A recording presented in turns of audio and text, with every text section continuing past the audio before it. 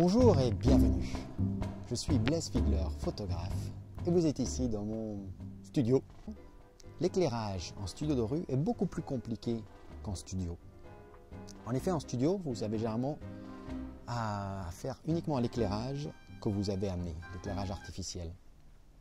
Ici, vous avez l'éclairage que vous avez amené, mais vous avez également la lumière ambiante. Pour commencer ce premier cours, on va essayer de diminuer la lumière ambiante au maximum. Comme ça, on verra réellement que l'effet de la lumière de studio afin de nous permettre de se concentrer sur le réglage de cette dernière. Alors, je vais commencer. Je vais prendre une photo de référence sans le flash en me mettant tout simplement sur le mode P et qui va nous donner quelques indications sur la qualité et la quantité de lumière ambiante. Donc, sur cette première photo, je me suis mis à 100 ISO et l'appareil a choisi les paramètres de 1/20 de seconde à f1,8. Donc vous voyez, il y a très peu de lumière disponible. C'est pour ça qu'il a dû ouvrir le diaphragme complètement et des temps d'obturation très longs.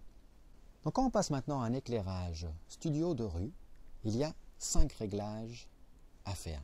Et malheureusement, tous ces réglages sont manuels.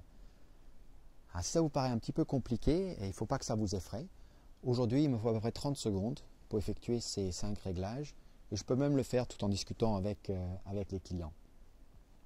Donc les 5 réglages sont l'ISO de votre appareil photo, le temps d'ouverture, le diaphragme, la distance entre le flash et votre sujet et la puissance du flash. Donc il faut vraiment que vous ayez en tête ces 5 réglages. Et voici ma méthodologie pour vous permettre de régler ces 5 paramètres aussi facilement que possible.